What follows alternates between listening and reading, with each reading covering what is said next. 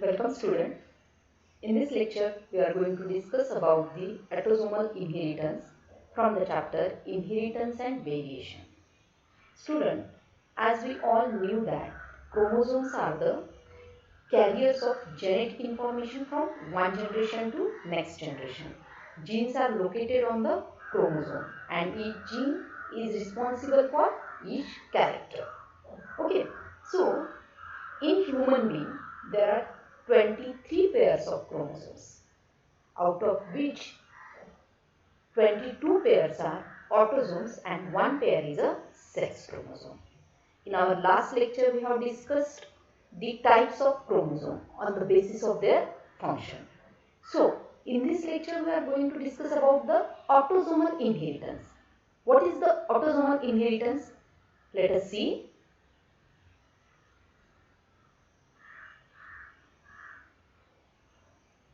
Autosomes are the chromosomes which controls the variety of trait other than sex, and these traits are called as the autosome linked traits, and the inheritance of these autosome linked traits is known as the autosomal inheritance. Okay student, आपल्याला माहिती आहे की human somatic cells जे आहेत, body cells जे आहेत, human body cell, they contains 23 pairs of chromosomes,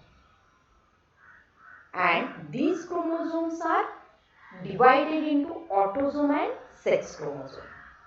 The sex chromosomes are the chromosomes which determines the sex of an organism, and autosomes are the chromosomes which controls the various characters or body characters other than sex.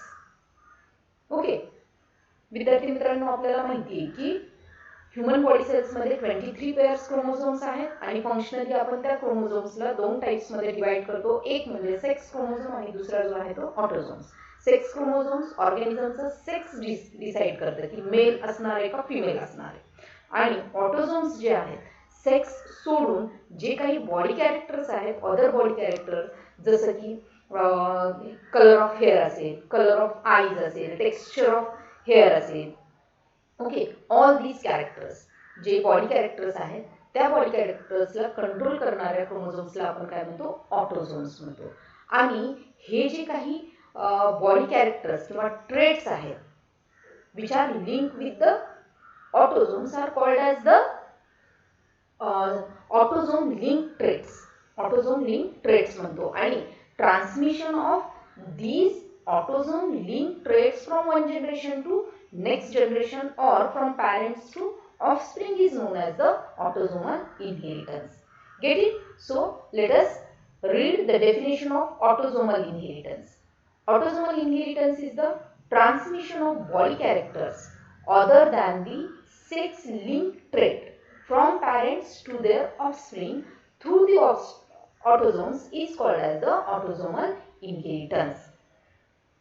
Definition वरून खूप simple definition आहे, लक्षात आलं असेल की autosomal inheritance म्हणजे काय, की जे काही बॉडी कॅरेक्टर्स आहेत other than sex link traits or sex link characters, sex link characters सोडून जे काही बॉडी कॅरेक्टर्स आहेत, अदर बॉडी कॅरेक्टर्स, ते पॅरेंट्सकडून ऑफस्प्रिंगकडे जे ट्रान्सफर होतं किंवा ट्रान्समिशन होतं त्या प्रोसेसला आपण काय म्हणतो, autosomal inheritance. Get it? Okay.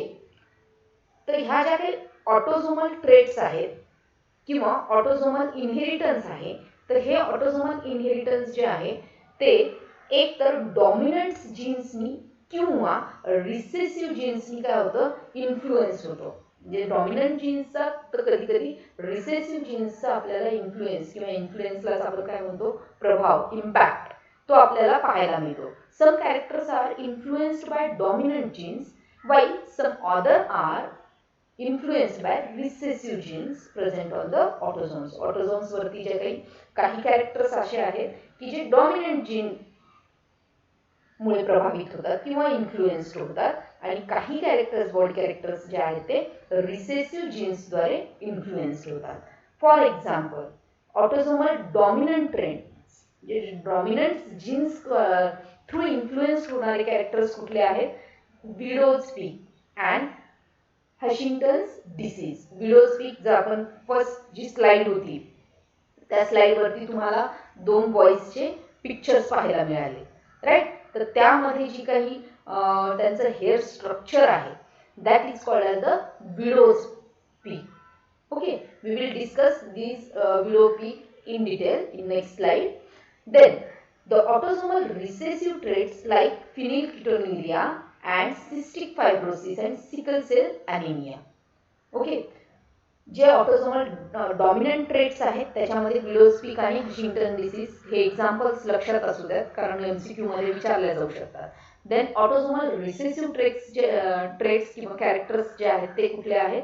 फिनेल्केटोन्युरिया, it is a kind of disease. Then cystic fibrosis and sickle cell anaemia. त्यापैकी सिकल सेल ॲनिमिया मला वाटतं आपण लास्ट लेक्चरमध्ये इन डिटेल डिस्कस केलेला आहे. So next is the widow's peak.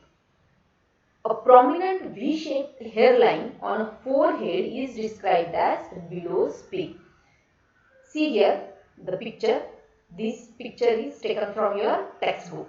Textbook मध्ये असंच picture आहे, त्यात तुम्हाला लक्षात येईल की widow's peak म्हणजे काय?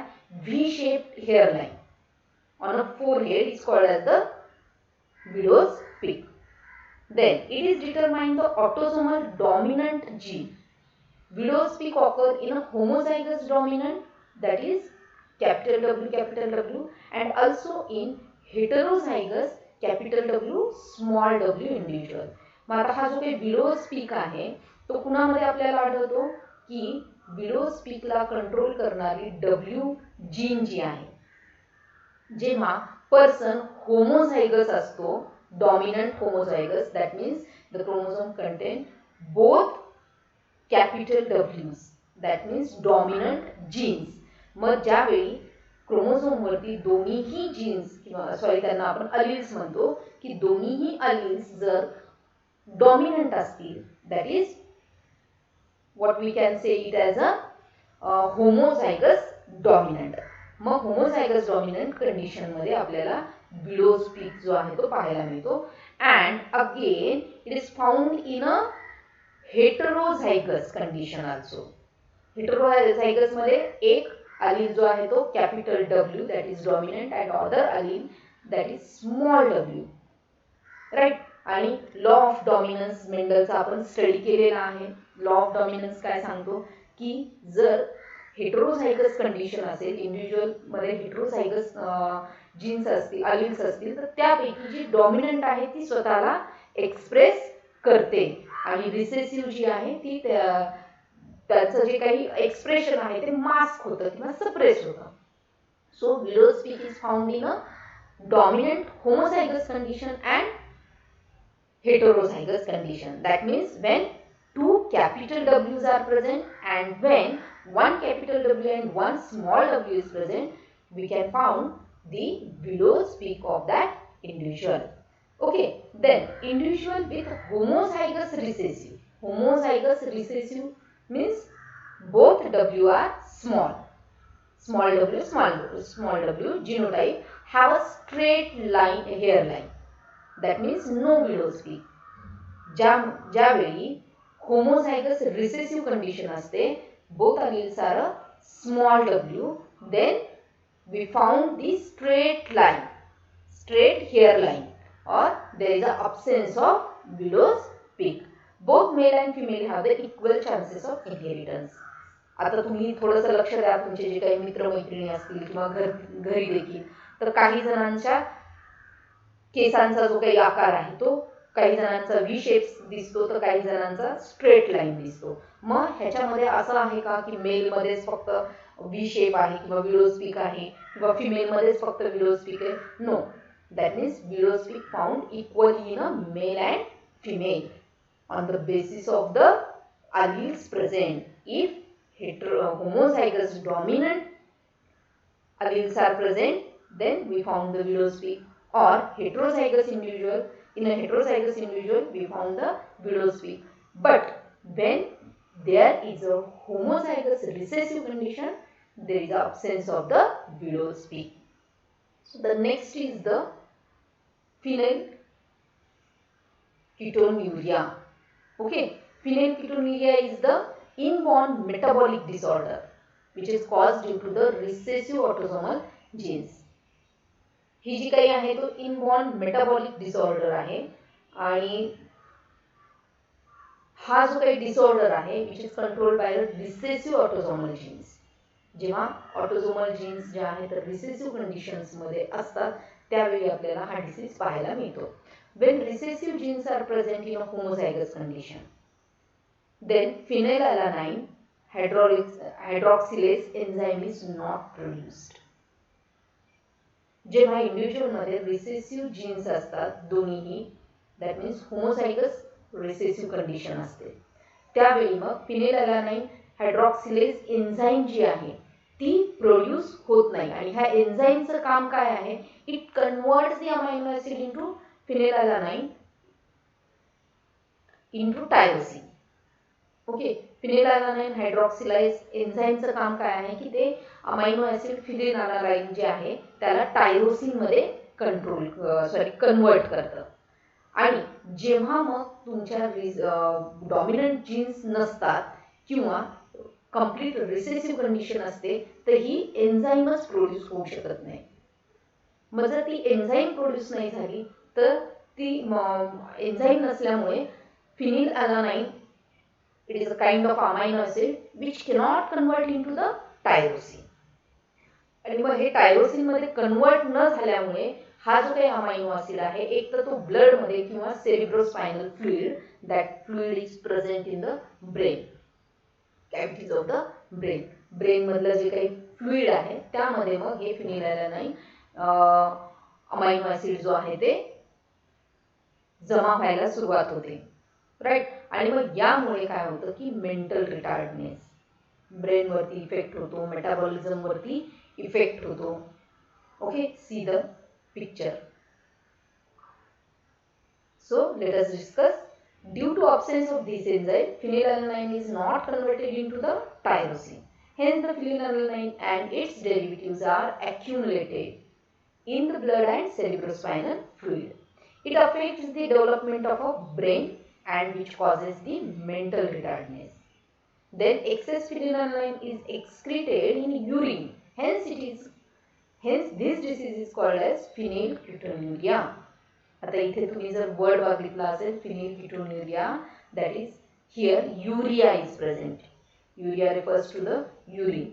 जेव्हा हे excess amount of phenylalanine amino acid जर ब्लड मध्ये ॲक्युमुलेट होत असेल तर तो जो काही एक्सेस अमाऊंट आहे तो युरिन थ्रू एक्सक्रीट होत असतं, बॉडीमधनं एक्सपेल होत असतं. म्हणून या डिसीजला फिनेलकीटोन्युरिया, युरिन थ्रू फिनेलॅलानाइन जो आहे तो एक्सक्रीट होतोय म्हणून आपण त्या डिसीजला काय म्हणतो? Phenylketonuria. Okay, then autosomal recessive traits appear in both sexes like in a widows.